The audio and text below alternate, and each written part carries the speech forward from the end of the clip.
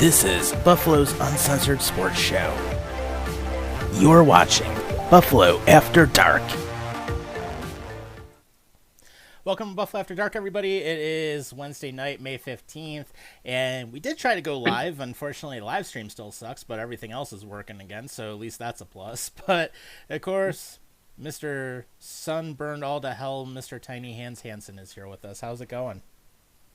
Shove it up your ass. Yeah, and you're a proud owner of a new car, too. Yes, I am. So, for those of you who want to know, I just got back from Honda City in Hicksville, New York. Not even 45 minutes, about 45 minutes ago to an hour ago, and I just walked away with a 2024 Honda HR-V, and it is a really good, solid-looking car. And I haven't had possession of it for too long, but I am definitely excited. I just traded in my old Highlander, and I got this, and I put down $14,000 on the car, and it is working smoothly thus far. And it's only been one day, so tomorrow I'll have a full day with the car, so I'm excited. Oh, good stuff, good stuff. And then pretty much on my end, just usual same shit, different day type deal. And of course, the Mets are getting their ass handed to them 5-2 right now, so in the bottom of the fifth. To the Oh Phillies. yeah, well, I'm not surprised, honestly. It's the Mets. I don't have much expectations on them. Yeah, same here. Especially since they ended up blowing it against Tampa not too long ago. But Oh yeah, that's for sure. yeah, but in the meantime, we got quite a bit to talk about over the next hour, and we're here till probably about like 10ish after 9, somewhere around there. But let's get right into it. We're going to jump into hockey first, and of course, the Sabres have made some head coaching. They've made some moves to add to the head coaching staff, and basically one good thing and one crap thing. So, of course, the good thing. Rochester Amherst head coach Seth Appert gets moved up to the big club. He's going to be the assistant, and the Sabres did something smart. He's going to actually take over the power play from Matt fucking Ellis. On the flip side, Matt fucking Ellis is still a coach. I was just gonna say that. The good news is Seth Appert is going to be the new assistant coach running the power play, and the bad news is that Matt Ellis is still on the fucking team. Okay, Kevin Adams, why did you keep Matt Ellis? There's no point to keeping Matt Ellis. I mean, all he did is stand there like a fucking pylon all damn season last season. Made the penalty kill and the power play an absolute atrocious. Penalty kill was absolutely one of the worst in the league, and yet you still keep him. But instead, you're going to have him up in the press box singing Kumbaya and watching over the ice when he's absolutely worth nothing. It's kind of funny how you said that, because if you look at the Buffalo Sabres coaching staff moving into 2024-25, Lindy Ruff obviously is the coach. But in between all that, you have Seth Appert, who we just talked about, is now the assistant coach. Then you have Mike Bales and Matt Ellis and Marty fucking Wilford. All those guys are still here. Why the fuck are any of them still on the team? And then you have Justin White, who's the new video coach, Amir Gulati, who comes over from the Rochester Americans to be the new video coordinator, and Mike Ansell is the on-ice rehab and skating instructor. Excuse me, I didn't realize the Sabres were being a bunch of cheap asses again, and you know me at this point. My expectations on the team are so low, I have no faith in the team whatsoever. How Matt Ellis has more than 9 lives, God knows how. He's basically a goddamn cat. Yeah. Or maybe a second life of a cat or something. Maybe he's got 18 lives and used 9 of them. Who knows? Yeah, literally. Like, legit.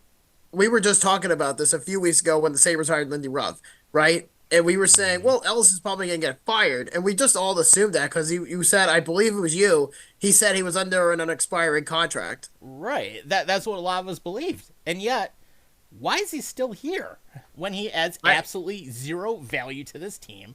He was absolutely a shit player during his playing days in the AHL. He was a shit player in the NHL. He's never been to the playoffs. He's never done anything. And yet, here he is, still an assistant coach. You know what? I just want to bash my fucking head to a wall. Just how incompetent that this team is. I can't get over this. Why is this so hard For the Sabres to just simply say, okay, this guy's ass, this guy's ass, this guy's ass, let's just fire them. No, we have to make it into a fucking country club. Oh, nostalgia. Let's bring back Mm-hmm. Lindy Ruff. What is Lindy Ruff, of all people, going to do with three guys that I'm sure they had no word of saying, but he wanted to bring in his own guys? The only guy he was able to bring in into his own retrospective was Seth Appert. Which actually, that was a good move. I For mean, once, yeah. yeah.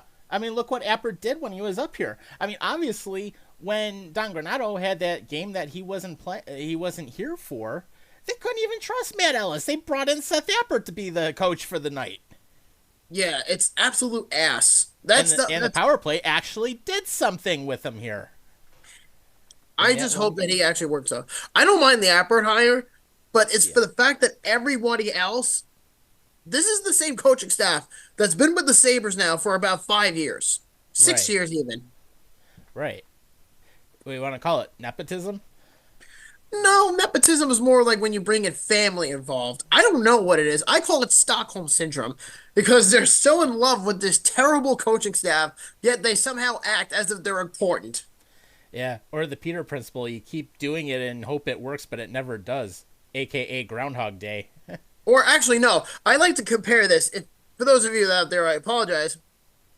To me, keeping these three guys is like communism. You just legit hope that it actually pans out. And this time it's gonna work. Jesus. Oh, Lord. Am I Well, am I wrong? Am I wrong about this? right? Well, at least there is one thing we can hope for, and that is the NHL draft. And hopefully we get some decent players out of it. Hopefully we may have some free agency signings. But Jesus, Kevin Adams, you had one chance to actually do something and you didn't. No, he's Terry's little bitch, is basically what he is. He is this little bitch, all right? The guy has no critical thinking skills whatsoever. And yet, a few weeks ago, he came out and said, "Oh, it was my decision to hire Doc Granato," or "Oh, it was my decision to relieve him from his duties." No, the fuck it wasn't, and you know damn well it wasn't. So, what do you do? Oh, I'm gonna keep my hands tied. I can't go out and get an actual coach, but instead, my bitch overlord wants me to hire Lindy Ruff. Right. And then, of course, we all know one other thing was a lie, and that was, oh, Kevin Adams was in the double digits for how many candidates he interviewed. No, he didn't. That's legit ass. Yeah. Legit ass. I Yeah, don't know. literally, the number of people, one. Lindy Ruff. In quotation. Yeah, In basically. quotation. You mean you think this is bad? Did you see what's happening in Seattle? Oh, about Dan Bielema possibly getting the gig? Well, not just him. Jay Leach, I believe, played for the Capitals Oh, many, many years ago. God. He's a nominee, and he's an assistant coach for the Kraken. And Todd McClellan. Oh, that team's fucked. Bilesma, I am almost positive, is going to get this job. Only just for the fact that he has experience in the Seattle Kraken system. That is true. So, we I mean, shall. Jesus Christ. Why can't the Sabres just for once be a normal team? Can you at least be normal for once? Just for once. Yeah, seriously. Oh, and it also doesn't help either that Victor Olofsson and Zemgus Girgensons has finally decided to walk out of hell, and they're both going to be testing free agency. Yeah, I saw that in the fourth period earlier today, so. Which, I mean, honestly, seeing either one of them go is not a bad thing. Olofsson was never going to get any playtime in Buffalo, so it's probably best that he, Right. leaves. But Girgensons is probably the longest tenured Sabre at this point. I mean, if Mm-hmm. he truly does leave, then, it's the end of an era that's almost forgettable, honestly. Yeah. His one good year during when Ted Nolan was here. Yeah, unfortunately, but there's not much you could really do. The past is the past. Right. But let's flip it to a more normal team because this is what happens when you can't get to the playoffs. You get fired, and that is exactly what happened to Sheldon Keefe as the Toronto Maple Leafs decided to fire him after they had had an epic first round collapse against the Boston Bruins again, and he ends up finishing his tenure with the Leafs with a 212, 97, and 40 record. So he actually has a good record. He just can't get the job done to get past round one ever, except for maybe once. No, and you know what's funny is that I cannot even comprehend who the fuck is gonna hire him. I mean, the only team I've heard that actually has a decent chance of getting Sheldon Keefe are the Devils, and I mentioned it too. Is I think last week's episode I said, the Devils need a coach because Lindy Ruff is gone. Mm-hmm. Travis Green isn't going to do jack shit. Lindy Ruff went to Buffalo, so that's already out of the question. Rick Bowness retired, so there's coaching options available. And then, of course, a few minutes ago we were just talking about Seattle. But the thing is, though, is the Leafs now in this pit of their core, they need to get the right coach. There's no excuse for whoever they bring in. I don't care if you bring in, Todd McClellan. I don't care if you bring in Craig Berube, who, by the way, they've spoken to. But Mm-hmm. Sheldon Keefe, if there was an option for him to get an NHL coaching job, again, I wouldn't be surprised, and within a week or two, that the Devils are the ones that hire him. Yeah. And he's not really a bad coach. It's just he couldn't get the job done with the players he had. But at Right. the same time, I mean, who knows? Change of scenery can sometimes be a good thing because we have seen that happen before. And a lot of times it actually works. So, that being said, let's see where this goes. But I'm thinking altogether, I mean, Keefe could have a really good shot getting to New Jersey. I don't really see any other teams that would really pull the trigger on him right now. I mean, I don't think Seattle's going to be anywhere close to what No. going after Keefe, honestly. I mean, if I'm Seattle, I'm probably looking at Bielsa just because of familiarity with the system. But Keefe, he's not a bad coach. He just couldn't do it in Toronto. No. I also, and again, I wouldn't, and I mentioned it before, I wouldn't be surprised if Keith goes to the Devils, but I don't know who Winnipeg would look at. That's the only other option I would say for Keith would be is the Winnipeg Jets. I think between the two, I would probably take the Devils job only because Mm-hmm. they have a younger core. They're getting up there and they're starting to become a really good team. I know they had that blunder this year, but they were just in the playoffs a year ago, Yeah. and they still got a young team. You have the Hughes brothers, you have Alex Holtz, you have Dawson Mercer. These are young kids. So if Mm-hmm. Sheldon Keefe can get them to a point, if he's hired, to the point where he actually can get them to their fullest potential, like he did with the Leafs, then they have a chance to go to the distance. But I'm just not sure if it's a player relation thing with Keefe, but we'll see. Because clearly people were not happy in Toronto based on with Marner, Matthews, Nylander. The relationship just went really, really sour at that point. So I can't really justify if whether or not Keefe would be the guy for the Devils. I'm not really sure. Right, me either. But it wouldn't be a bad landing spot. And plus, I mean, Jersey, you have to figure too, they fixed a lot of their goaltending issues. I mean, it's a little bit in a better shape than where it was, but I mean, they still have some work to do there. There's no doubt about it. But Jersey's not a bad team, and they're up and coming, so they could definitely have some good success potentially. Yeah, like if the Sabres were a real team, I would have said hire Sheldon Keefe if I knew that he was going to get fired. But no, the Sabres decided to go back to the past and decided to be a bunch of cheap fuckwads because the Pagulas has disinterest in himself, and he's basically going to pass power to his daughter Laura Pagula in a year or three, and she's going to have full control of the team. I don't know if he'll be like her dad. I don't think so. But we'll see what happens when she gets full possession of the team. But regardless of that situation, though, the Leafs are in deep shit because they have no head coach. They got to make the right one to begin with. And on top of all that, they're going to be heading into a situation where Mitch Marner is going to probably get traded. And he's openly admitted it that he might be requesting to open his no movement clause. Yeah, and that was another big story that ended up coming out. Can you just picture if Toronto decides to part ways with Marner? Luffy would have a fit. Well, the whole team gives him a fit to begin with. Right. That is So, true. I mean, especially after you lose to Boston enough times. yeah. Yeah, and then losing to shittier teams like Columbus Oh, yeah. in the playoffs, Montreal. Oh, yeah. Remember that time? Yeah. Yeah. Yeah. Montreal, Yeah. the biggest underperforming team, and they still kicked the crap out of the Leafs. Florida. Yeah, that too. Yeah, you blow a series lead. Yeah, I know. Like it's Yeah, insane how the Leafs consistently do this. right. But that being said, if Marner moves, where do you think he goes? That's a good question. I would think I don't know how accurate this is, but I have heard in the past that Utah could be an option only because the Utah team or the Utah no names, as I'll call them until they have a nickname, um, I feel like with the no names, they could basically say, "We'll flip you Clayton Keller for Mitch Marner," and then they relieve themselves $3 million in cap space. But I can also see the Predators being a team involved. The Blackhawks could be a team involved. Mm-hmm. I can, I don't see the Islanders doing it unless they trade like JG Pajot, which is not going to happen. Right. Can you picture Marner with Connor Bedard? that God, that would be interesting. that would be a stellar duo, Yeah, it Marner and would. Bedard. Yeah, Oh my it would. God, Chicago would be dynamite. I've Yeah. also heard rumors about Winnipeg. I've heard the Jets are interested, and because Nikolai Ehlers is available, they're trying to trade him prior to the draft. So I wouldn't be surprised if Winnipeg was in charge, or if like Nashville, like I mentioned, Chicago, Utah. Mm-hmm. Those are teams that, in my opinion, that have a chance to get Marner.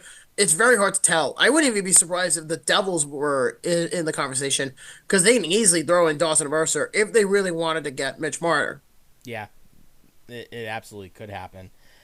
And I mean, thinking about it, I mean, Utah, yeah, it could be a good landing spot, which is kind of funny how more people turned out for for the team announcement than any other games this past season in Arizona. So it's like, well, sorry, Arizona, you're not only did you suck as a fan base, but your ownership screwed you over. Oh, big time. So, but Big time.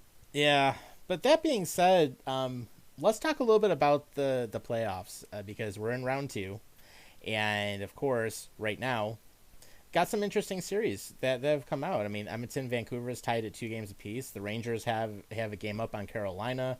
Right now, there's no score with Colorado and Dallas, but there's been some interesting things going on. Although I will say, Dallas leading the Avalanche 3-1. I honestly didn't necessarily think of that happening, but then again, I was thinking that the Avalanche could come back and potentially win the series, but it's been anything but so far.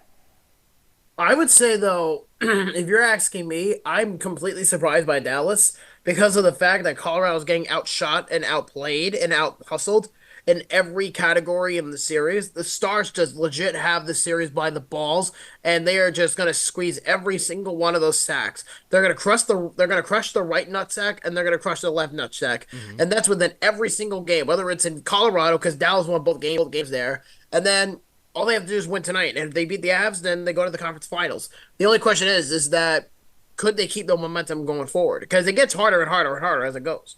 Right. It definitely does. And then thinking about a little bit of what's happening, Florida and Boston. I mean, Florida's up 3 games to 2 on them so far.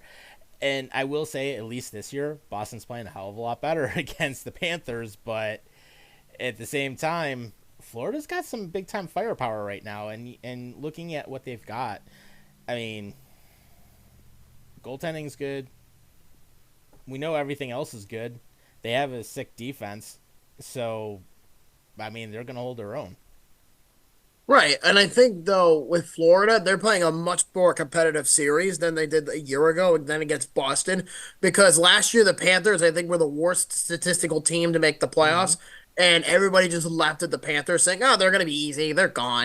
And then all of a sudden, they go to the finals. And Yeah. they completely changed the identity of that team. So I think what happened was is that once they beat the Bruins, they became, if not better than the Bruins. Yeah. And and that's just this year alone. But I think Matthew Tkachuk is having a great series. Sergei Bobrovsky's been lights out. Do Mm-hmm. I think that the Panthers could go all the way to the Cup this year? Yeah, it's very possible, but Yeah. I don't see them winning the series. I can see it go seven if things are going the way that Boston hopes it goes. And I said it last week. I said I don't think the Panthers are good enough this year because of the fade from the Stanley Cup Finals a year ago, beating Boston. The Mhm. Bruins are going to want revenge, and I think they have a chance to do so in Game 6 and possibly 7. And I'm not saying I'm cheering for the Bruins. I just think that the Bruins, experience-wise, are much better than the Panthers. But it doesn't mean that Florida doesn't have the firepower to get past Boston. Right, and then you figure, well, Ekblad, he's going to do what he usually does, so I mean, I'm not worried about him whatsoever. And then you figure Yeah. Bennett and everybody else, so it's going to be an interesting few games here to see how everything rolls out. But I could totally see that series going 7. Yeah. And by the way, it's 1-0 Dallas in the first period. Joe Pavelski just scored. Interesting. All right. Yeah. So Dallas is already at 1-0. Yeah. Well, if they get too comfortable right now, I mean, you get like another goal on the board, Colorado's done. Oh, without a doubt. I mean, there's definitely a possibility for um Dallas to close off the series. I mean, Colorado is not going to go down lightly. I'll say that. Exactly. And then how about Vancouver and Edmonton? That's actually been a much more that's been a tighter series than I would have thought. I agree. I didn't think Vancouver was going to come out like the way they did, but the series is tied at 2 games apiece. Sorry, and Vancouver, they're playing a good series. Edmonton's playing a good series. Um, I think the big thing with Edmonton that really stood out to me was their depth. Their depth has Mm, really started to pay up. Brock Besser's having a fantastic series. He had a hat trick in Game 3 in the first period right. against the Oilers, and that's insane. Yeah, And and that then doesn't happen often. no, it doesn't. No, it does not. And the funny thing about that is McDavid and Draisaitl have almost little to no points. But McDavid does have points and Draisaitl has points, but they're not like the star, you know what I mean? Like they're not like the Yeah. big names in the series. They've It's more been of the depth in Edmonton's case, yeah. yeah, and I mean, you look at Drysdale, you look at McDavid. I mean, they've actually been pretty quiet so far, which is something you wouldn't expect to see. And what I would have kind of expected is that if they really wanted it, and not to disrespect McDavid or not to disrespect Drysdale, but if you want it, you gotta go out there and fucking get it. It's not gonna be handed to you guys. And right No. now, they're for whatever reason, they're just not really all there. No, they're not. And that's the crazy part to me is that everything is coming full swing.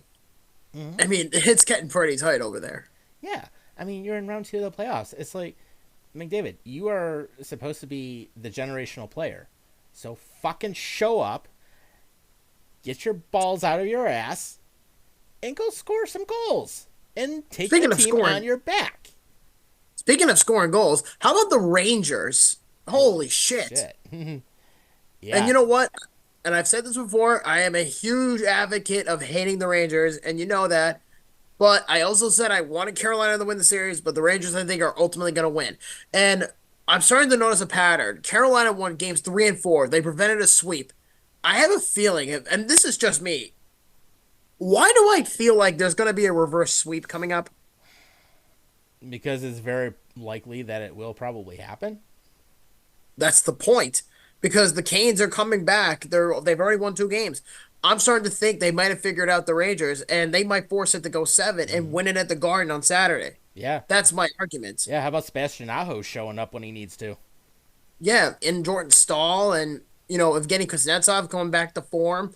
Hmm. Freddie Anderson, not the best in the series, but he's trying. But I Yeah. think the reason why it was so close is because Igor Shesterkin has been lights out for the Rangers in this Oh yeah. series, and he was a big factor, in my opinion, about how I think the Rangers would go far in the finals, if or in the playoffs in general. Because if you remember, I had Dallas and I had the Rangers going to the finals this year, and if it plays out the way I think it's going to play out, then there's a pretty strong chance that it could happen. And I'm not counting anything out yet, but that's a possibility. Now, as far as Carolina, I'm not counting them out yet because they could very well 180 this series and they could very well just force it to go 7. Hmm. And it's going to be a very interesting Saturday night for sure. Yeah, definitely. And then here's an interesting thing, and this came out on NHL.com today, but Marchand is actually questionable for Game 6. Huh. Okay, so that probably sounds like he's going to play. Probably. Well, because the Bruins don't want to miss out on him. Hmm. Right. Yep. That's kind of how I look at it. Yeah. And then, of course, McAvoy's doing what he has to do. But Oh yeah, of course. Good old Charlie McAvoy. yep, for I'm sure. just saying, I feel like the Bruins are just like they made it far in the second round, but I feel like that they're starting to lose some of their focus. Like they lost two games at home at Boston this year. So if they survive game six, game seven back in Miami is going to be very, very interesting. For sure. So right now with that, I mean, we've got some interesting playoff series. I would still say that what we thought was going to be the most evenly matched originally, or at least what I thought was the most evenly matched, Dallas and Colorado, that went out the window. Well, yeah, I mean, right now it's not even close. It's completely lopsided. Yeah. I would say though, I would say the closest one, and it could turn out to be that way, is Edmonton Vancouver. I think Oh that well. series is going to be very, very close. It's we're not even near game five yet. But if I had to make a prediction, I think, and I still stand by it, I think Edmonton wins it in six. Okay. Well, we'll see what goes on with it, and hopefully that's going to be the case. I mean, I would love to see Vancouver steal one, but anything can happen, especially in that series. And just in case anyone's wondering, the Phillies are really kicking the shit out of the Mets now, 7-2 at the bottom of the sixth. Oh, shoot me. Yeah, Hartwig's on the mound now. And even better, what happens? You miss tagging somebody out at the base. Fucking idiot. God damn it. Yeah. Yeah, keep your foot on the bag. That way you actually get the out. But no, you decide to actually pull off, and then basically you drop the fucking ball, and there's your error. So, It's just Mike, like Jesus Christ. yeah. So, Fuck. yeah, that game's not even worth watching. But what we'll do, we'll wrap up the hockey side of things because one other thing that's going to happen is the NHL is going to debut the Fanatics jersey coming up. Yep. So, and if anyone has seen anything Fanatics does, yeah, it ain't worth Yeah. it. I am not excited about that at all. It's already being said that the jerseys are coming out in June. And you could just tell with Fanatics, I am not excited at all. I have no faith in that organization. Because look at all the shit they've done with Major League Baseball. It's so bad that the MLB has to backtrack on their jersey concept, and they're like, okay, let's just bring back Nike. Like, dude, Yeah, why did you make the change in the first place? right. And now you want to, and the NHL is trying to implement that onto their players. Like, Oh, why do you want to make them suffer? Like, just stop. There's gonna be so much shit that's gonna come out of this, and like, it's not exactly. even like worth mentioning about it. You know what I mean? Exactly. Yeah, and let's look at what Fanatics has screwed up. They've screwed up numbering. They've screwed up spellings of names. They've screwed up the sizing of the names. I mean, they do a total crap job of everything. Oh yeah. And you know what? Perfect example is I think I've told you this story, and I've never told it on Buffalo After Dark. At least I don't think is when I went to the Stadium Series in February when I saw the Devils play the Flyers with Rob Hazu. I went to a little place in White Plains, New York, which is an hour outside of the city, and we went to a sports store. I forget what it's called, and we ended up seeing an Islander jersey in there. And sure enough, I look at that jersey. It's a kid-size jersey, blue home jersey, and I pick it up, and it says Barzell. What's wrong with the picture? Number 31, not 13. Jeez. And the jersey was like $50. Yeah, that's $50 down the drain.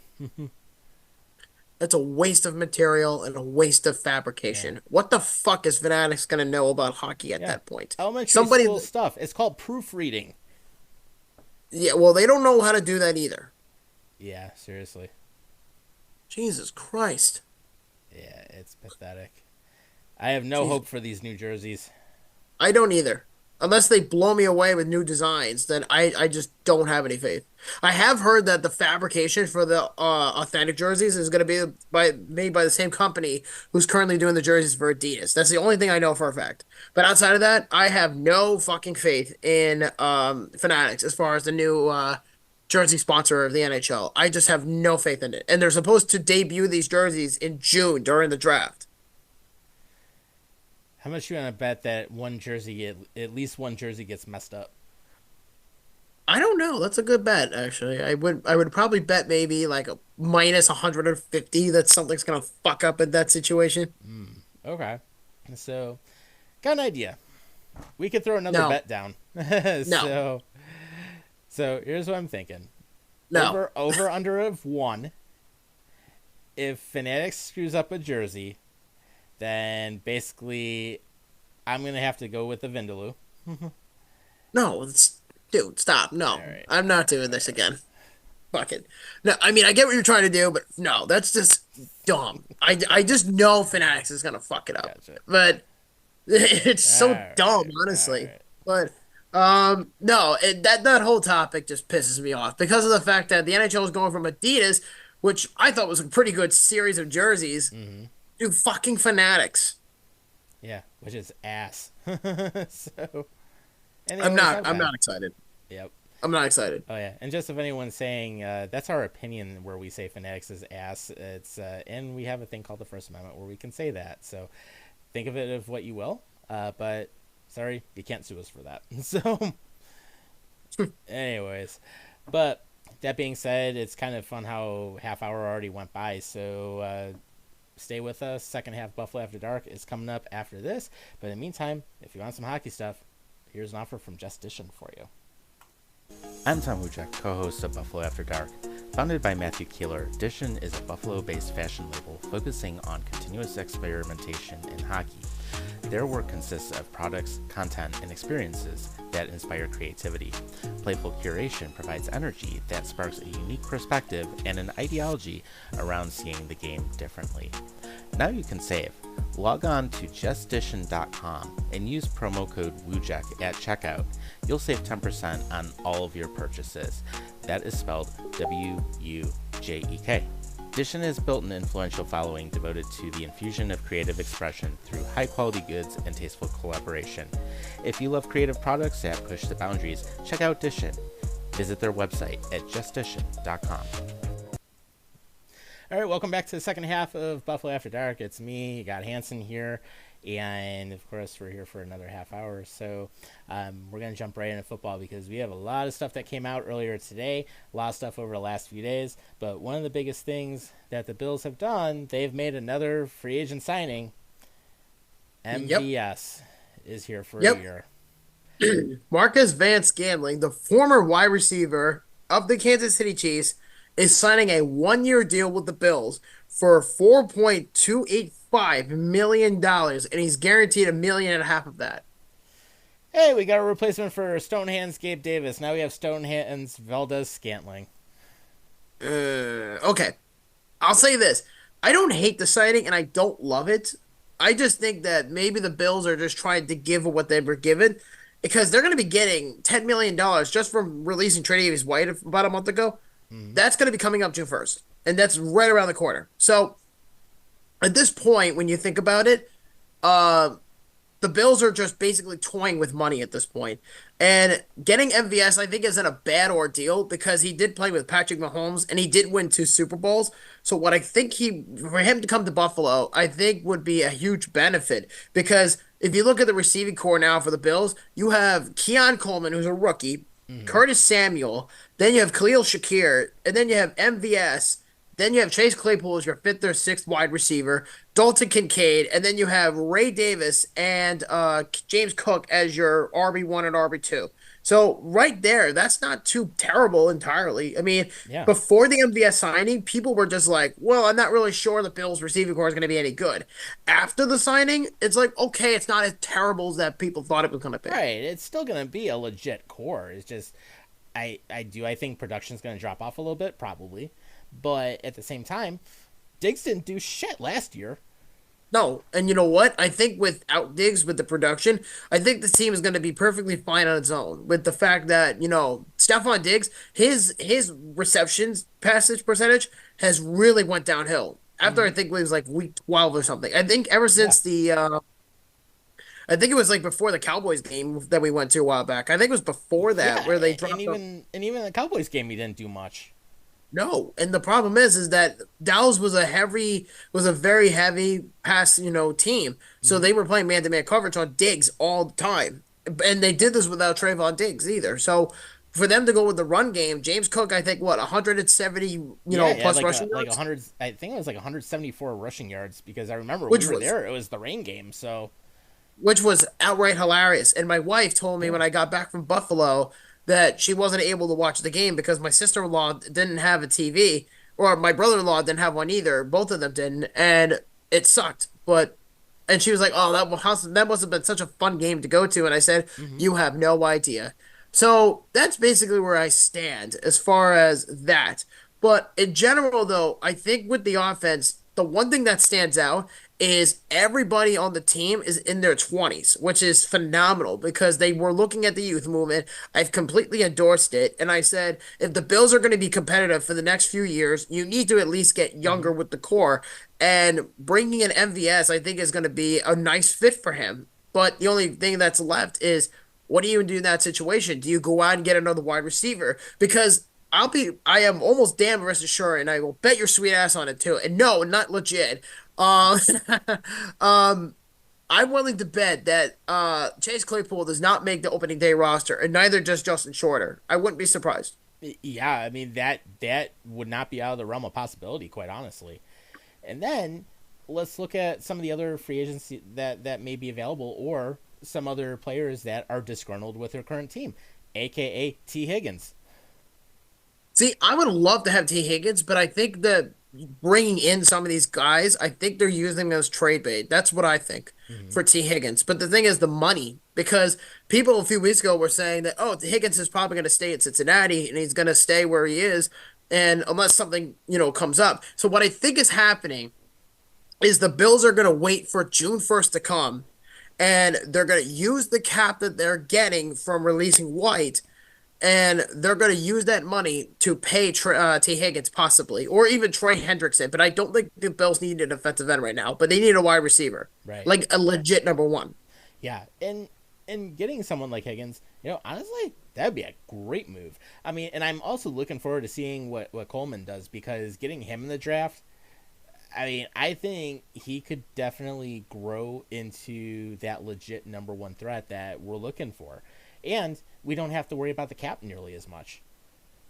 No, and I think the nice thing is too is we don't have to worry about distractions anymore because Diggs was just being a whiny little bitch when it mattered most. So for him, so instead of saying, I'm a leader on this team and I need to suck it up and move forward and push to win a Super Bowl, instead he says me, all about me. And then he becomes that insecure girlfriend where you're in a relationship and you break up with them after a while, but she can't get over you. Mm-hmm. So the next person that she dates, she tells that guy, I don't want you looking at this girl, this girl, this girl, or this girl. And, constantly being insecure about herself. That's Stephon Diggs in a nutshell. Yeah, and we saw what happened. He wore out his welcome in Minnesota. He wore out his welcome here. And Well, Houston's not even going to exercise the option. They're just going to say, like, screw it, you can walk after 1 year. I mean, I don't know what Houston's deal is, but it is what it is. I mean, it's been a month since the trade, but I think for the Bills, looking back on it, they got a really good return for him because Mm-hmm. compared to all the other wide receivers that were traded, like Keenan Allen to the Bears this offseason, I think they gave up a fourth round pick for him. The Bills got a second for a guy that's declining. That's pretty solid. Yeah, I mean, so the return was actually worth it. I So, think so. But Keon Coleman, though, I've heard people say, he can't create separation and he's not as speedy because he gets on the Toledos and the Big Macs. And I'm just saying, they could easily coach him to not eat Big Macs before mm-hmm. games. And I know that's a thing that they get away with in college, but it's a completely different beast in the NFL. Oh, yeah, So, you need to have the yeah. speed. Oh, yeah, that too. And, he also has a really big personality, which I really like. Mm-hmm. I think the team desperately needed somebody Yep. like that. And Coleman to come in as a 21-year-old, I think that is charming in a sense. Mm-hmm. Yeah, and he's been hilarious with like the media ever since he got here, which is definitely nice to see. So basically, the way that Keon Coleman is, he's shit. I lost my thought. I would say most people have given him nicknames already, like the Cookie Monster. I've heard that one. Mm-hmm. I've also heard Snacks because he loves to snack on cookies. I believe the Yep. cookies in that clip were from Wegmans, and I think I've had it when I was in Buffalo before. I'm Oh, they pretty make sure. good stuff, especially the ultimate chocolate chip cookie. That Yeah, the I think ultimate chocolate cake is a good thing that they make. They make a lot of good stuff. yeah. So that's probably why why Keon Coleman was so inept Mm-hmm. about eating those cookies because he's like, I just want a cookie. He's like a big kid who's never been to any sort of like awesome place in his life. Right. And it's like he's so talented, but yet we don't fully know his potential yet. But they drafted him very, very high to be the Stephon Diggs replacement. But I think Hmm. for a 21-year-old, again, as a rookie, I think that's a lot of pressure. That's a big shoe to Yeah. fill with, Stephon Diggs being gone. Because Diggs was already an established wide receiver who just never really got a chance until he got to play Hmm. with the Bills. And then all of a sudden, here comes Keon Coleman, who's, saving the Bills money based on his rookie deal. And we really don't know what his outcome is going to be. But everybody else that he's surrounded by are good veteran presence. Yeah, very true. And actually, I just thought about what it was. He's basically like the Deion Dawkins type of person in the media. So, Yeah. Oh, by the way, we have a score update. Colorado just tied it with just at the buzzer. okay. So at least you're Yep. making it So interesting. yeah, so it's under review as of right now, and I will guys give you guys an update when it's all said and done. And that's going to count because when the puck went in the net, it was at 0.3 seconds. So they're gonna count it. Yep. There you go. It's a good goal. All That's what it right. seems like, but we'll get the official word in a minute. But yeah, in general, no, Dawkins is a really big personal guy, and he brings a lot of personality. I think Coleman doing that too. People are saying, "Oh, he's gonna suck because he has this." Like, what's the big deal? Like, Yeah. legit. Exactly. Like, he's You'll just be a fine. baby in the NFL level. Right. Exactly. You'll be fine. I'm not too I hard hope on so him. because that's a big shoe to fill. Without It Stephon is. Diggs. It But is. getting guys like MVS and Samuel and Shakir being there in his third year, I think these are Mhm. good players to, have him, mature and be like, hey, this is what you got to do in the NFL level. Yeah. I actually But look at it as a time for Shakir to actually break out. maybe. I mean, I'm not going completely crazy about it, but we'll see what happens. I mean, again, I'm not counting the Bills out yet while I'm getting another wide receiver, but get as many weapons for Josh as possible. Yeah. That's the best way I could put it. Yeah, absolutely. And then we saw a couple other moves in the NFL this week. Actually, one of the bigger trades that came up is with the LA Rams and the Houston Texans because now the Rams ended up trading wide receiver Ben Skowronek and a 2026 seventh rounder to Houston for a 2026 sixth round pick. So Houston just keeps adding more and more people. Yeah, I this is definitely a depth move. I don't see him really getting a lot of playing time. Like I think it's a nice piece for the Texans to add, Mm-hmm. but it's a good depth piece to have. But the Texans are loaded on wide receivers. Like it's not even funny. Yeah, Stephon Diggs being one of them. Oh yeah. And then you have Nico Collins, and then you have Tank Oh man. Dell, and then you have Dalton Schultz, and then you have Joe Mixon and Damian Pierce. Holy shit, they're gonna be good this year. Yeah, Nico Collins was emerging as a wide receiver one last year. I mean, he had a hell of a good season, and he actually I think did better than anybody expected. I think so too. Didn't he go from the Raiders, or I'm thinking of Mac Hollins? I think you might be thinking of Collins. It could be. I mean, I'll look it up real quick. But as far as um, the Texans, as far as that trade, I think that really benefits Houston because again, this is a depth piece that could be a role for the Texans. But who knows? Hmm. Yeah, but that's actually one of the better things that happened this week. On the flip side, Rashee Rice is a fucking dumbass. God, can this guy just stop getting in fucking trouble? Jesus Christ. I mean, and we talked about him leaving the scene of an accident, and then last week we talked about him being in a case with a photographer where he allegedly struck one. Jesus Hmm. Christ. Yeah. So now Rashee Rice, yeah, this is on Sunday this came out. Rashee Rice is under investigation according to WFAA. Rashee Rice is under investigation for an alleged nightclub assault, and he's under investigation for allegedly hitting a photographer at a nightclub in Dallas. We talked about this last week, and the dude is just, what the fuck? Like, dude, stop! You're gonna fucking get yourself out of the league. So let's see. Let's take a look at this crazy ass offseason that he just so happens to have. You ready? Hmm.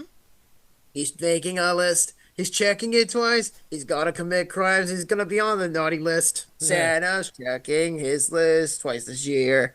Anyway, so Rashee Rice has had a crazy couple of years. You ready? Hmm. He was reportedly involved in a shooting over a girl with friends, And then he fired 5 agents since his last game in college, and he was drafted by the Chiefs. That's the worst case possible. He Mm-hmm. negotiated his own rookie contract. He set an NFL record for playoff receptions in January. He won 2 Super Bowls, or he won a Super Bowl in February, and he had a hit and run major accident in March, and he has 8 felonies, and he has an arrest warrant issued on him in April, and he allegedly then punched a photographer at a nightclub just recently.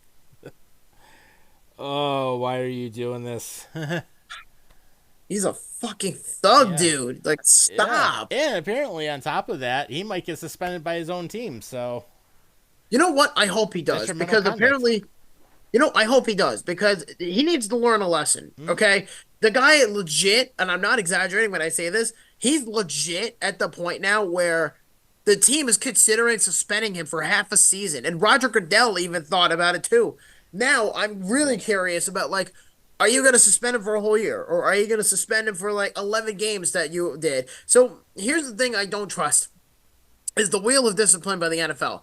One year it's Calvin Ridley, he gets suspended for a year for illegal betting, and then you have guys like Deshaun Watson, who allegedly was suspended for 11 games for sexual assault or groping these 26 women or whatever there was, the 26 cases against him. mm-hmm.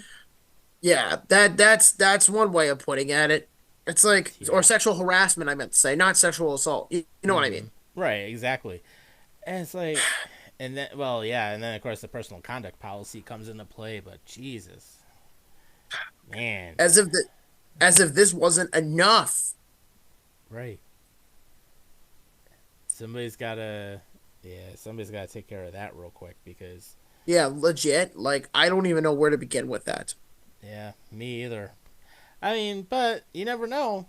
I mean, look what happened with Marcel Darius when he was getting involved in all that crap, and he basically found himself in a situation where no team would take him again. And he's probably out of his prime at this point. Oh yeah, he's way out of his prime at this point. That's kind of my point, but Yeah. I don't even know anymore. It is so ridiculous right now. Like, I don't even know where to begin. Hmm. Yeah. Well, if he keeps going this way, it might be one of those unretire retirement type situations where basically no team wants you, so you're basically forced out of the league without even retiring. I don't even know anymore. Yeah. I'm so done with this shit. Mm-hmm. And he's not even on the team. Right. But that being said, we've only got about 10 minutes left. Let's talk about some NFL news because finally the damn schedule came out. Yes, the schedule is finally released. And we mentioned it last week that the episode was going to be coming out, or the schedule was going to be coming out this episode. And there actually is a lot to talk about for once in our lives. I mean, Yeah. legit, you know? Yeah. And for the Bills, it's a late bye week again this year, week 12. Yep, week 12. I should also mention real quick before we get to the schedule is former NFL referee and ESPN rules analyst John Perry actually joined the Bills this week as an officiating liaison. Cool. I'm okay with Yeah. that. So he's going to help McDermott out a lot with his judgment of calls Good.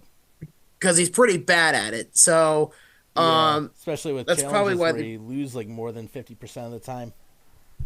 yeah, he probably didn't think this thoroughly, but we'll see what happens. I mean, if he works out, great. If not, then you just move forward. Yeah. It's the best way I could put it. But yeah, it's an interesting schedule. And Andy, who's on the show sometimes when he can be on here, his first thought, brutal to say the least, when he looked at the schedule. But it's an interesting setup for the preseason because we open up against the Chicago Bears, we have the Steelers, and then we have Carolina. So those are the 3 preseason games.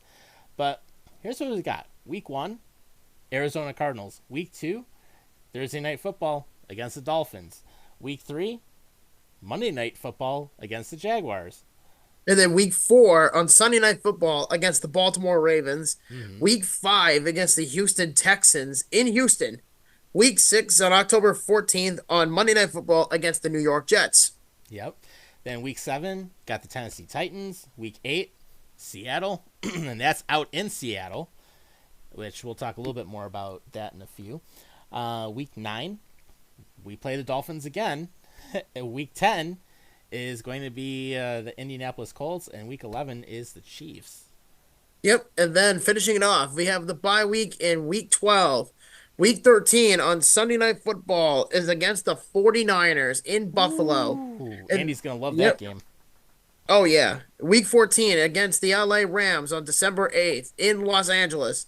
And then week 15 at 4:25 against the Detroit Lions. And then this is where the things get very interesting. So week 16 at 1 o'clock, December 22nd, the Bills are at home against the New England Patriots. Then on December 29th, week 17, they play the New York Jets, and then they wrap up the season, week to be dated, to be determined, by the way, I should say, week 18 against the New England Patriots in Foxborough. Okay. Yep, so that is the 2024 Buffalo Bills Yeah. season schedule right in front of you. Interesting schedule. Interesting And we schedule have this year. mentioned Yeah, and we have mentioned to you guys now for over a month that we have several teams in mind because we asked you guys who is going to be our nominee for Road to 32 for 2024, and we have given you plenty of options. And I think at this point now, I think it's time to unveil it. What do you think? Yeah, so we've been talking about it for a while. A lot of people thought, well, go to Detroit, go to Houston, go to Indy. Seattle was on there. And I will say this show will be going to the West Coast for the very first time. And for the Road to 32, the answer is drum roll, please. Hmm. Seattle. Yes. So, We're going to Seattle, Washington yep, for Road to the 32. Pacific Northwest.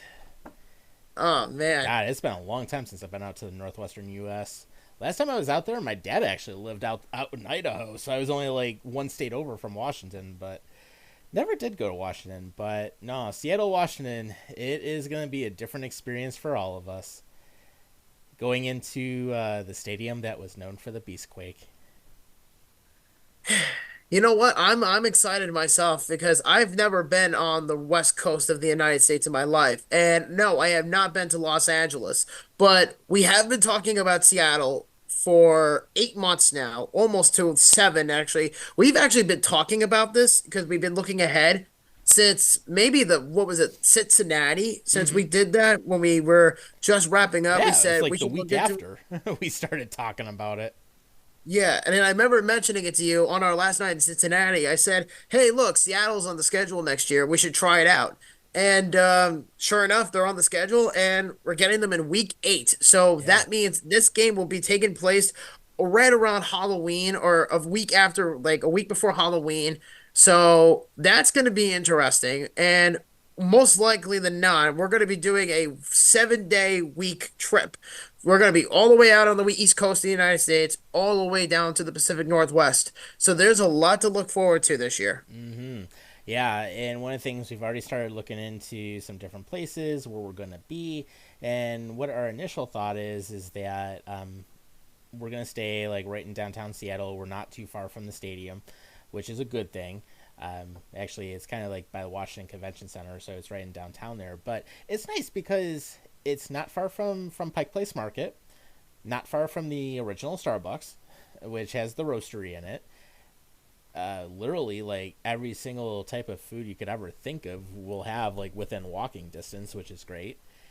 And Absolutely. a lot of other things. I know Rob wanted to check out a couple things because he's into comics and different stuff. I know actually you and me, we've gone to Newberry before when I've been down there, so down Yeah, on in Long Long Island. Island. So we've done that, but it's just totally different things that are out there that we can experience, which is actually a good thing. And I mean, at the same time, we'll have to figure out like how we're flying out there and all that, and try to time it as best we can. But and then at the same time, I have to figure out if I only have 5 days or if I get a full 7. But that's the other thing I got to figure out. But otherwise, we're gonna have some fun, and it'll be a little bit of a different experience. But having it going to a place that is loud as Arrowhead, or even a little louder, hey, not a bad thing. Yeah, Britt has been wanting to do Seattle for a while now, and I think in her top three, she said Green Bay, Dallas, and Seattle in that order were Mm-hmm. in her top three of NFL stadiums she wants to go to. And for Lumen Field to be on the schedule this year, I think is going to be phenomenal. I honestly think just I mean, we really don't fully know yet about the experience of Lumen Field because we're going to be planning the trip out very, very Mm-hmm. soon. But um, I would probably think that it's going to be one of those stadiums where you need to go see it, but at the same time, because you can legit like see just from seeing photographs and things like that, you Mm-hmm. could literally see the heart of Seattle. You could Yeah. see the Space Needle. You can see, what's the name of that mountain that's over there? Mount Oh, Finiji or something? uh, no, I'm trying to think if it's Mount Rainier or if it's Mount St. Helens. It's one of the two. I don't think so, but I don't think somebody mentioned it not too long ago, but.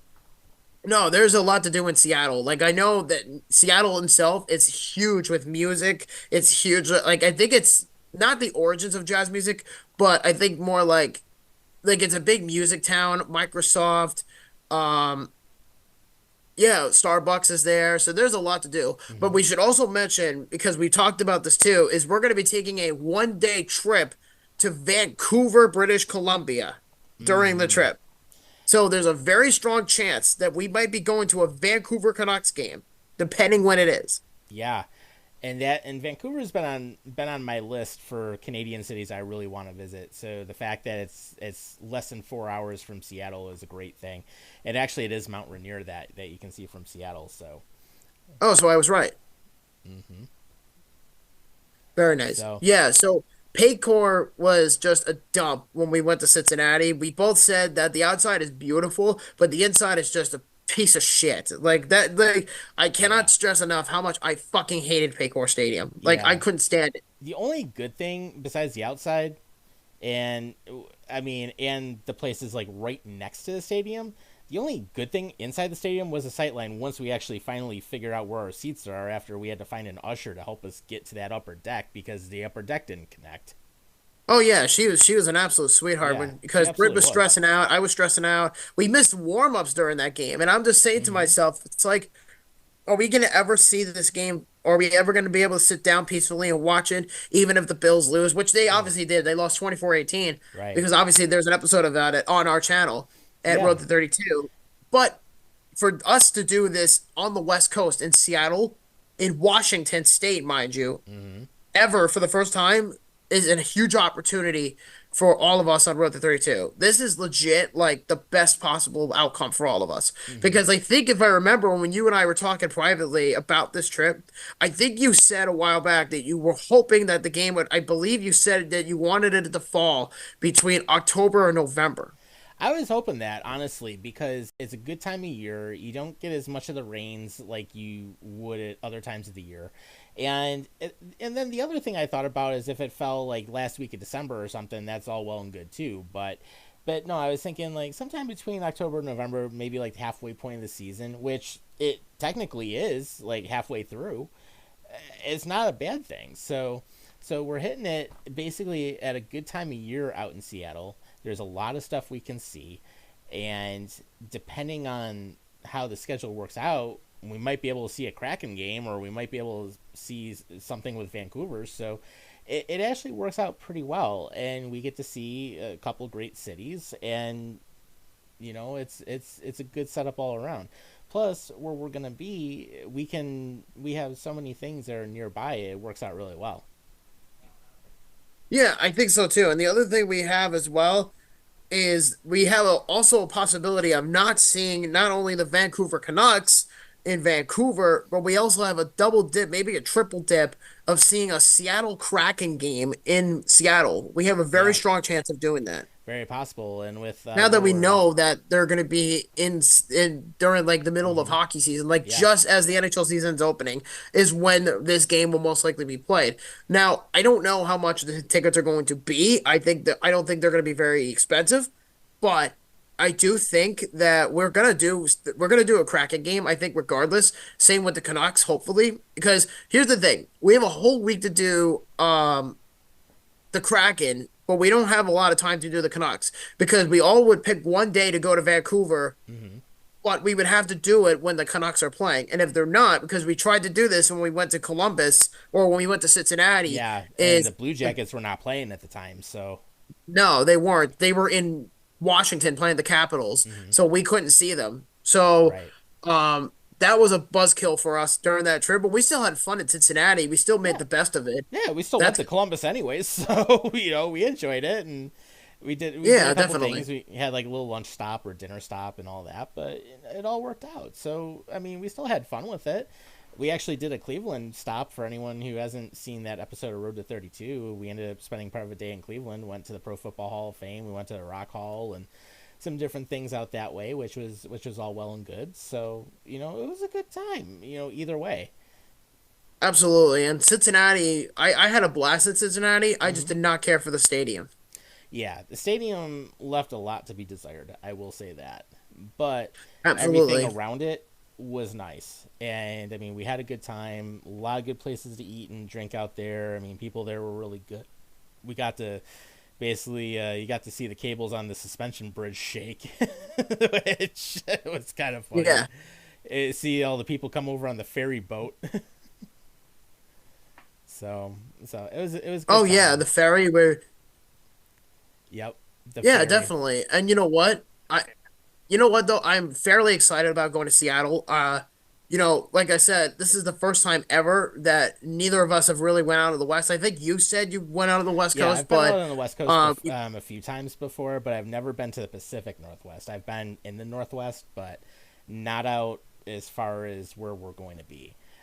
Because the farthest I've gone out west is Boise, Idaho, like right on the Oregon border. But I've never been to Washington State, so it'll be new, and it's something I'm honestly looking forward to. And it's one of those. Yeah, it's gonna be like one day of travel, one day coming back, but we'll make it work.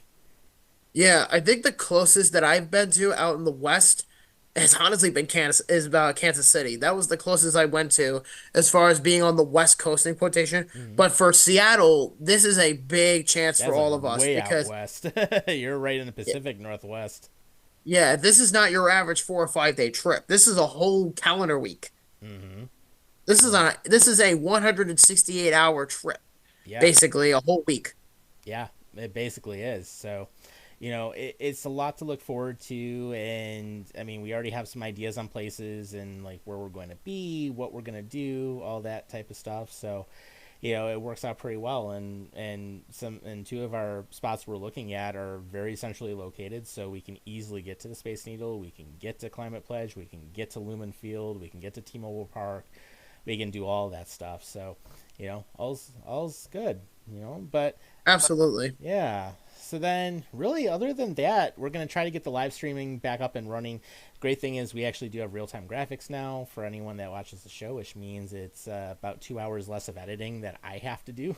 So it's all good. We can get it up sooner. And I was going to say, what do you think of the new look of my little virtual studio here, man? A little different. Yeah, I mean it's legit. Like I'm excited that we're getting a new future. We're getting a new change. We mentioned it a while back. We're getting a new logo, so that's gonna be awesome. I can't wait to do that. Mm-hmm. And then no, I'm excited. There's gonna be a lot of changes coming up over the summer, but that's gonna come down the wire. Um, no, now that we finally got Road to 32's announcement off our chest, we can now move forward and we can finally start planning for the fucking trip. And yeah, it's gonna be a lot of fun. And no, I'm excited for Seattle. I mean, I've never been out to the Pacific Northwest. I'm excited to go to Canada again in Vancouver. I'm excited to go to Mm-hmm. Seattle. I'm excited to explore the West. There is a lot to be desired. We don't really know anything about it. So this is going to be a really fun opportunity for all of us here on Buffalo at the Dark in Horns and News Entertainment to bring you guys on our trip to the Pacific Northwest. Mm-hmm. For sure. So with that being said, I was going to say, were there any other points you wanted to bring up or any other things you want to cover before we wrap up for the week? No, I think that's about it for right now. And as far as that goes, I'm pretty excited. And there will be two more Road to 32 episodes, but with me and Britt included. Based on the schedule, we're going to be doing Baltimore in week 4. That's a Sunday night football game. Obviously, we talked about it. And then we don't know the third one yet. I'm going to talk to Britt about it and probably reveal the other one later. Maybe not. I don't really know. But I think Mm-hmm. besides that, though, I think we're good for there. And yeah, I'm excited. There's been a lot going on this week. All right. So, with that being said, of course, we enjoyed having you all watch the show as we always do. So, with that being said, you guys take care of yourselves and each other, and we will see you next time. Peace.